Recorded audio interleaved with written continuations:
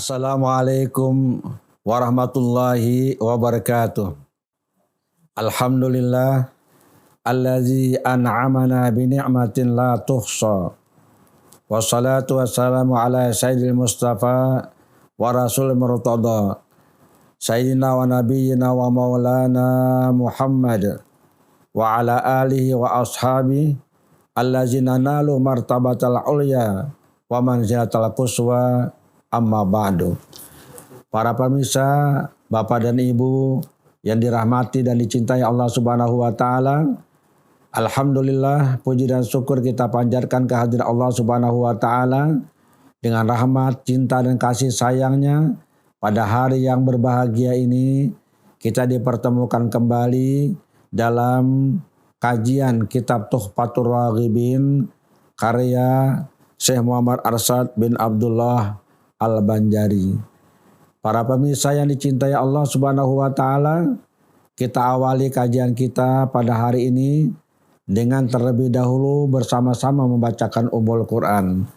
Ila hadratil habib sayyidina wa syafi'ina wa habibina wa qudwatina wa maulana Muhammadin sallallahu alaihi wasallam wa ila alihi wa ashabihi wa azwajihi wa zurriyatihi wa ahli baitihi wa ansarihi wa atba'ihi wa ila jami' awliya ilahi wa salihin wa sawadi wal muttaqin, khususan ila hadrati mu'alifi hadzal kitab al-alama Syekh Muhammad Arsyad bin Abdullah Al-Banjari wa ila hadratin Nabi sallallahu alaihi wasallam. Al-Fatihah. A'udzu billahi minasyaitonir rajim. Bismillahirrahmanirrahim. Alhamdulillahi rabbil alamin arrahmanir rahim maliki yaumiddin iyyaka na'budu wa iyyaka nasta'in ihdinas siratal mustaqim siratal ladzina an'amta 'alaihim ghairil maghdubi 'alaihim waladdallin. Amin. Para pemirsa yang dirahmati Allah Subhanahu wa taala, kita insyaallah melanjutkan kajian kita pada hari ini di halaman 74.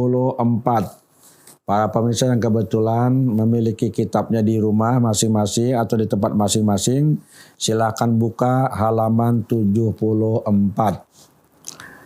Qala al-muallifu rahimahullah subhanahu wa ta'ala wa nafa'ana bi wa bi ulumi fid dharaini amin. Syekh Muhammad Arsyad bin Abdullah Al-Banjari di dalam kitab ini mengatakan sahdan bahwa telah terdahulu perkataan bahwasanya pekerjaan sanggar dan berbuang pasilih itu bid'ah haram yang amat keji, karena mengandung ia akan beberapa pekerjaan yang ijma' sekalian ulama atas haramnya. Maka barang siapa menghalalkan pekerjaan itu, jadilah ia kafir murtad dengan tiada ikhtilaf, sama ada dikerjakan pekerjaan itu atau tidak. Para pemirsa yang dirahmati Allah Subhanahu wa taala, dari ungkapan beliau ini kita bisa mendapatkan pelajaran bahwa yang pertama, beliau menegaskan setelah sekian banyak argumentasi yang disampaikan beliau atas dalil-dalil orang yang menyatakan boleh melaksanakan upacara sangga dan berbuang pasilih, tapi beliau menyimpulkan di sini bid'ah haram yang amat keji. Jadi istilah beliau namanya bid'ah haram yang amat keji. Jadi bid'ah itu pekerjaan yang tidak pernah dilakukan oleh Rasulullah SAW dan hukumnya adalah haram. Bahkan beliau menambah kalimat yang amat keji, kata beliau. Kenapa beliau berkata bahwa ini amat keji, ini bid'ah yang haram?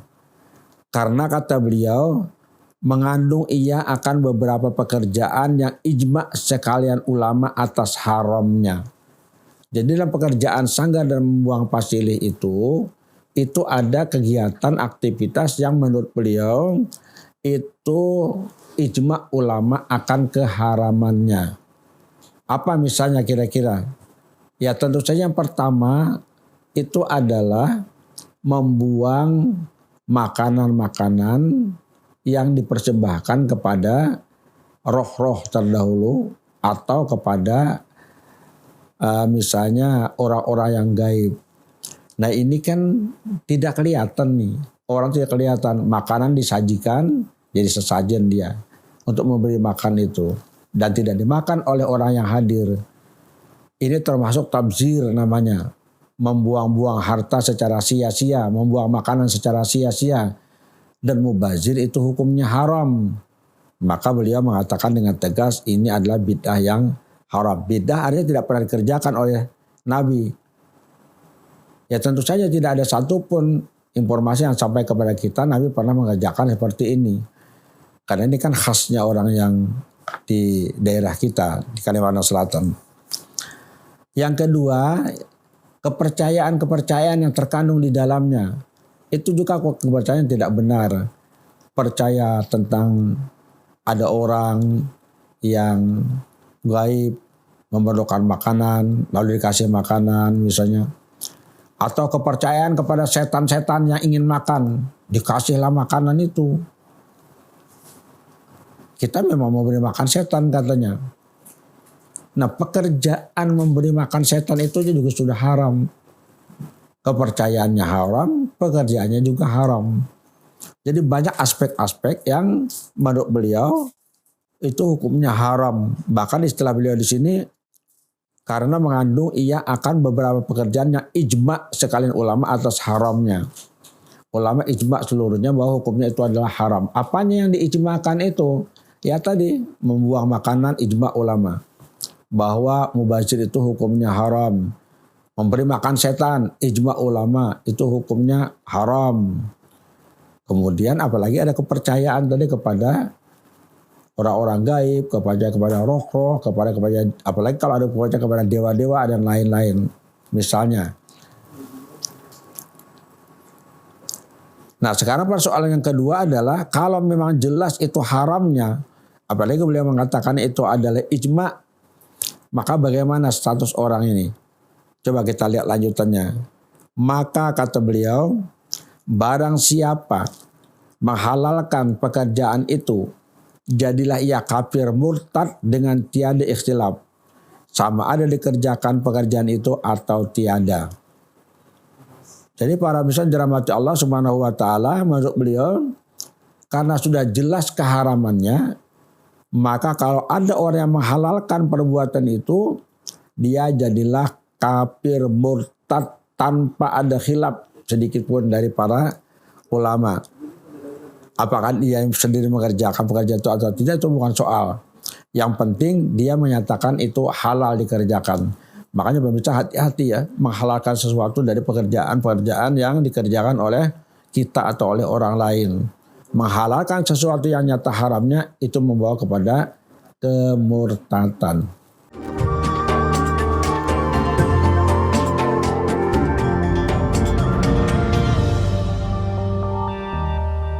Para pemirsa yang dicintai dan dirahmati Allah Subhanahu wa taala, dalam kajian kita sebelumnya kan kita sudah sama-sama paham salah satu di antara yang menyebabkan kekufuran itu adalah menghalalkan sesuatu yang nyata haramnya atau mengharamkan sesuatu yang nyata halalnya. Jadi persoalan yang pokok dalam kalimat beliau ini adalah orang yang menghalalkan sanggar dan pasilih. Menurut beliau di sini kafir murtad. Jadi istilah yang beliau pakai bahkan di sini kafir murtad. Bahkan beliau tegaskan dengan tiada ikhtilaf. Maksudnya tidak ada perbedaan ulama tentang kekafirannya orang tersebut. Kafir murtad itu berarti kafir yang betul-betul keluar dari Islam. Nauzubillahi min dzalik, ini sangat parah ini. Kafir murtad kan biasanya beliau menggunakan banyak istilah itu. Ada kafir fasik, misalnya ada kafir bid'ah, ada di sini kafir murtad, macam-macam istilah yang beliau pakai. Tapi ketika orang menghalalkan ya, bahwa aktivitas, kegiatan dan semua yang terkait dengan pekerjaan menyanggar dan membuang pasilih itu halal, itu benar. Nah ini beliau tegaskan di sini kafirnya kafir murtad, nauzubillahi min dzalik. Kalau orang ini tidak kembali kepada ajaran agama Allah, tidak bersahadat kembali dia, tidak bertobat kepada Allah Subhanahu wa taala, berarti dia akan kekal dalam api neraka. Karena termasuk kategori orang yang sudah tidak Islam lagi. Nah, ini yang sangat berbahaya para pemirsa dirahmati Allah Subhanahu wa taala. Oleh karena itulah maka kita sebagai umat Islam setelah memahami apa yang disampaikan oleh beliau ini, tidak ada pilihan lain kecuali meninggalkan sejauh-jauhnya perbuatan tersebut. Menyanggar, membuang pasilih. Karena di dalamnya mengandung unsur-unsur yang sangat berbahaya bagi kehidupan kita, terutama kehidupan keagamaan kita. Jadi yang pertama yang ini satu yang disampaikan beliau, menghalalkan perbuatan sanggar dan membuang pasilih yang menurut beliau sudah nyata haramnya, itu menjadi kafir murtad. Kita lanjutkan. Syekh Muhammad Ashar Al-Banjari mengatakan, dan barang siapa, kata beliau, mengerjakan pekerjaan itu tiada dihalalkannya akan dia, tetapi diiktikadkannya bahwa yang disanggar dan diberi pasilih itu memberi bekas ia dengan perangainya pada menyakiti dan mewarisi dan menolakkan bahaya, atau diiktikadkannya bahwa sanggar dan pasilih itu memberi bekas ia dengan tabiatnya pada mewarisi dan menolak bahaya, maka orang itu jadi kafir dengan ittifaq sekalian ulama. Oh maaf Bapak pemirsa, bukan mewarisi ya, mewarasi ini, bukan mewarisi. Saya ulangi ya. Dan barang siapa mengerjakan pekerjaan itu dengan tiada dihalalkannya akan dia, tetapi diiktikadkannya bahwa yang disanggar dan diberi pasilih itu memberi bekas ia dengan perangainya pada menyakiti atau mewarasi. Jadi bukan mewarisi. Mewarasi, waras itu maksudnya menyembuhkan, mewarisi menyembuhkan, dan menolak bahaya, atau diiktikadkannya bahwa sanggar dan pasilih itu memberi bekas ia dengan tabiatnya pada mewarasi dan menolakkan bahaya, maka orang itu jadi kafir dengan ittifaq sekalian ulama. Ini berbeda dengan yang tadi. Kalau yang pertama yang kita bicarakan tadi menghalalkan pekerjaannya, yang menurut beliau nyata sudah haramnya, ijma ulama itu haram, kemudian dihalalkan, maka orang itu kafir murtad. Jadi ada kata-kata murtad, kafir murtad. Yang ini tidak, dia tidak menghalalkan, kata beliau, dia tidak menghalalkan pekerjaan itu. Artinya pekerjaan itu memang haram, tidak boleh dilakukan. Tapi ada etikat lain. Etikatnya adalah yang disanggar dan diberi pasilih itu memberi bekas dengan perangainya pada menyakiti dan mewarasi. Jadi artinya kalau orang melaksanakan sanggar, orang melaksanakan buang pasilih, itu akan memberikan bekas kepada orang yang punya hajat. Itu. Misalnya di sini menghilangkan penyakit. Jadi dia berkeyakinan dalam hati bahwa kalau sanggar dilaksanakan, penyakitnya akan hilang. Siapa yang menghilangkan? Upacara itu yang menghilangkan. Atau misalnya menyembuhkan penyakit. Atau misalnya menolak bahaya. Ini 3 macam di sini.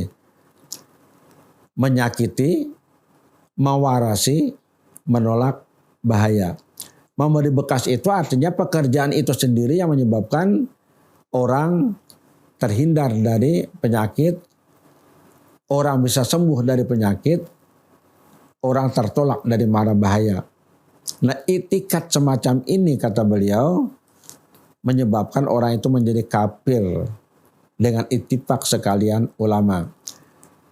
Yang meyakinkan bahwa upacara itu bisa memberi bekas kepada yang bersangkutan. Ini kafir, kata beliau, dengan ittifaq sekalian ulama. Jadi dia tidak menghalalkan pekerjaan itu, sebenarnya tidak menghalalkan. Tapi masih ada etikat, keyakinan di hati.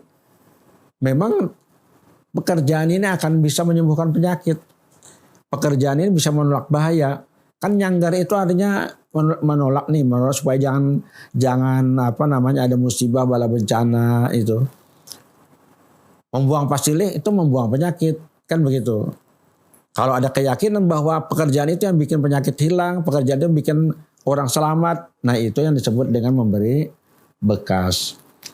Bukankah dalam kajian terdahulu kita Ahlus Sunnah wal Jamaah itu berpendapat bahwa pekerjaan manusia tidak memberi bekas. Allah lah yang memberi bekas itu. Makanya gitu, ketika soal menyanggar, ketika soal membuang pasilih itu dikatakan memberi bekas dengan pekerjaan itu, maka orang itu jadi kafir dengan ittifaq sekalian ulama, kata beliau. Seluruh ulama berpendapat sama bahwa iktikad semacam ini iktikad yang membawa kepada kekufuran.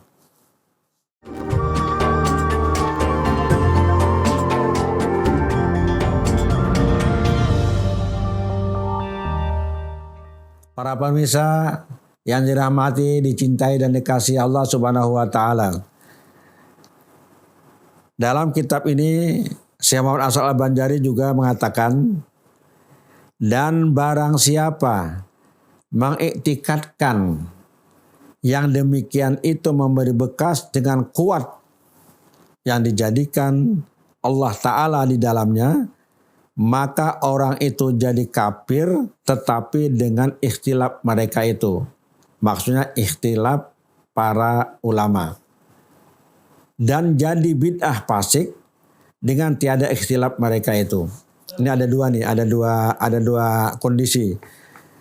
Ada orang punya keyakinan, punya etikad, kata beliau, bahwa memang pekerjaan menyanggar dan membuang pasilih itu memberi bekas.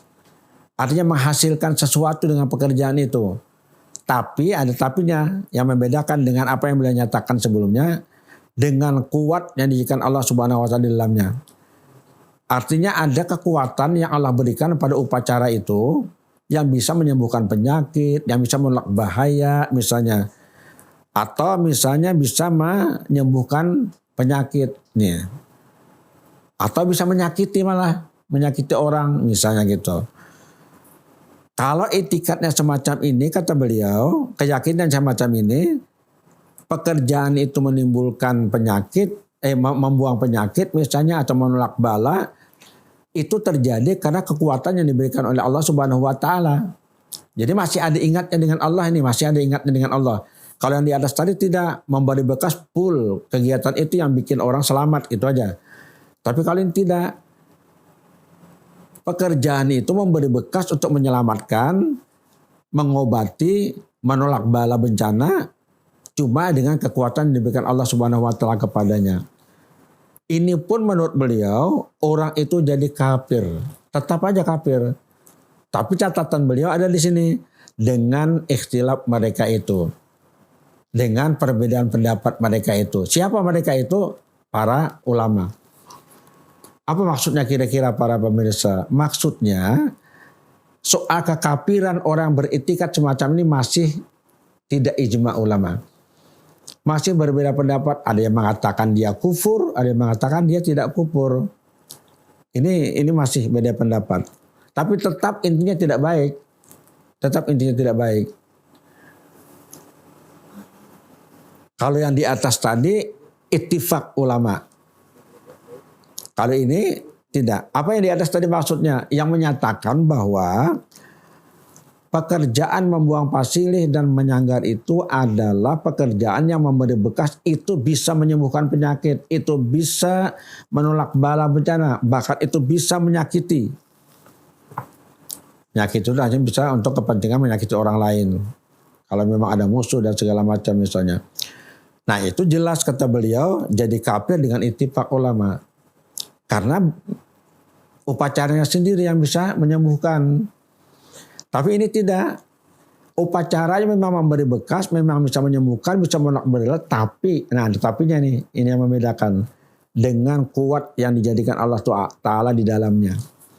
Jadi ada kekuatan yang memang Allah memberikan. Jadi di sini masih ada hubungannya dengan Allah. Yang di atas nggak ada hubungannya. Itu pun kata beliau, orang itu jadi kafir. Tetapi dengan ikhtilaf mereka itu. Ada perbedaan pendapat. Berarti tidak semuanya berpendapat kafir. Ada yang mengatakan kafir, ada yang mengatakan tidak. Kenapa jadi demikian? Karena kekuatannya dari Allah Subhanahu wa taala. Tetap ada Allah di situ. Dan jadi bid'ah fasik dengan tiada ikhtilaf mereka itu. Nah, lanjutannya para pemirsa. Baiklah, soal kubur itu beda pendapat. Tapi ada yang sepakat ulama yang tidak beda pendapat, yang ijma mereka, ittifaq mereka. Apa itu? Bid'ah fasik. Itu namanya bid'ah fasik. Bid'ah fasik itu adalah bid'ah yang tidak sampai kepada kubur, tapi tetap ada dosa di dalamnya. Dosa kefasikannya, dosa kebid'ahannya. Jadi dalam kalimat ini ada pemirsa yang dirahmati Allah Subhanahu wa taala, beliau menyampaikan beberapa hal terkait dengan kepercayaan terhadap upacara penyelenggaraan sanggar dan membuang pasilih. Ada yang mutlak, murtad, haram murtad, kafir murtad. Itu kalau dinyatakan bahwa pekerjaan itu adalah pekerjaan yang halal. Padahal kata beliau nyata haramnya. Yang kedua kafir saja, tidak ada kata murtad. Itu kalau diitikadkan bahwa pekerjaan sanggar dan membuang pasilih itu memberi bekas. Apakah dia menolak bala bencana? Apakah dia itu menyembuhkan orang yang sakit? Kalau memang pekerjaan itu sendiri yang menyebabkan orang bisa selamat, yang menyebabkan orang terhindar dari musibah bala bencana atau sembuh dari penyakitnya, itu kata beliau kafir dengan ittifaq para ulama. Nah, baru yang berikut ini adalah memang memberi bekas. Kalau mengerjakan itu orang bisa sembuh dari penyakit, mengerjakan itu terhindar dari bahaya, terhindar dari musibah. Cuma ada tambahannya, dengan kekuatan yang diberikan Allah Subhanahu wa taala kepada upacara tersebut. Masih ada ingat pada Allah. Ini yang berbeda pendapat. Ada yang berpendapat kafir, ada yang berpendapat tidak kafir. Tapi yang pasti kata beliau yang sepakat itu adalah dia jadi bid'ah yang fasik. Ya, seperti yang kita sampaikan sebelumnya, inti daripada keseluruhan pembicaraan ini adalah beliau sangat menekankan kepada umat Islam untuk tidak menyelenggarakan upacara menyanggar banua dan upacara membuang pasilih. Karena ditinjau berbagai aspeknya, termasuk dalam soal iktikad dan keyakinannya, itu bertentangan dengan ajaran agama Islam. Sekali lagi kita ingin menegaskan bahwa ini adalah upaya beliau dalam rangka memurnikan akidah umat Islam. Jadi tujuan beliau bagus sekali, ingin memurnikan akidah, dan dengan kemurnian akidah itu berarti menyelamatkan umat Islam dari kekeliruan. Salah dalam berakidah itu sangat berbahaya. Karena itu perlu diluruskan oleh beliau. Karena itu kalau kita melihat misalnya atau membaca ini, seolah-olah kelihatan betul bahwa beliau sangat ekstrim. Kalau boleh disebut sangat keras. Tujuan beliau sebetulnya sangat bagus. Manusia-manusia yang beriman, termasuk kita di dalamnya, jangan sampai terjebak kepada godaan dan rayuan iblis dan setan sehingga membenarkan atau melakukan pekerjaan menyanggar dan membuang pasilih. Para pemirsa yang dirahmati Allah Subhanahu wa taala, dari beberapa literatur yang kita baca memang tentang Syekh Muhammad As'ad Al-Banjari, usaha beliau sangat keras dan kuat untuk menyelamatkan umat manusia yang beriman dari kekufuran dan dari perbuatan-perbuatan yang tidak benar. Karena dari beberapa kajian kita tentang kondisi umat Islam di zaman beliau, kita menemukan masih banyak umat Islam yang sinkretis. Artinya masih mencampur adukan antara ajaran Islam dengan ajaran kepercayaan yang lain. Kepercayaan terdahulu. Apakah dia keharingan, apakah Hindu, ataukah dia Buddha. Oleh sebab itu maka beliau sangat gigih untuk membersihkan akidah umat dari hal-hal yang menyimpang. Kita doakan semoga beliau mendapatkan rahmat dan berkah dari Allah Subhanahu wa taala di lapangan, di dalam kuburnya, diampuni dosa-dosa beliau dan beliau dimasukkan ke dalam surga bersama Rasulullah SAW.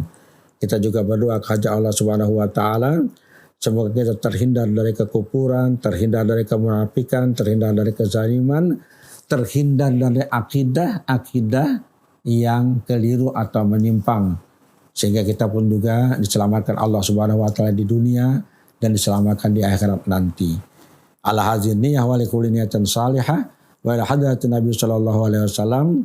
Al-Fatihah. A'udzubillahi minasyaitonir rajim. Bismillahirrahmanirrahim. Alhamdulillahirabbil alamin arrahmanir rahim maliki yaumiddin. Iyyaka na'budu wa iyyaka nasta'in ihdinas siratal mustaqim. Shiratal ladzina an'amta 'alaihim ghairil maghdubi 'alaihim waladdallin. Amin. Amin amin ya rabbal alamin. Bismillahirrahmanirrahim. Alhamdulillah rabbil alamin. Allahumma salli wa sallim wa barik ala asrafil anbiya'i wa mursalin sayyidina wa habibina wa qudwatina wa maulana Muhammadin wa ala alihi wa sahbihi ajma'in. Allahumma ighfir lana wa li walidina warhamhum kama rabbana shighara wa li ashabil huquqi alaina wa liman ahsana ilaina wa li jami'il muslimina wal muslimat wa mu'minina wal mu'minat al ahya'i minhum wal amwat bi rahmatika ya arhamar rahimin. Allahumma anfa'na bima 'allamtana wa 'allimna ma yanfa'una wa zidna ilma. Allahumma arzuqna min sulumatil wahmi wa akrimna bi nuril fahmi waftahna ababal ilmi wa zaina bil akhlaqil hasanati wal hilmi bi rahmatika ya arhamar rahimin. Rabbana atina fid dunya hasanatan wa fil akhirati hasanatan wa qina adzabannar.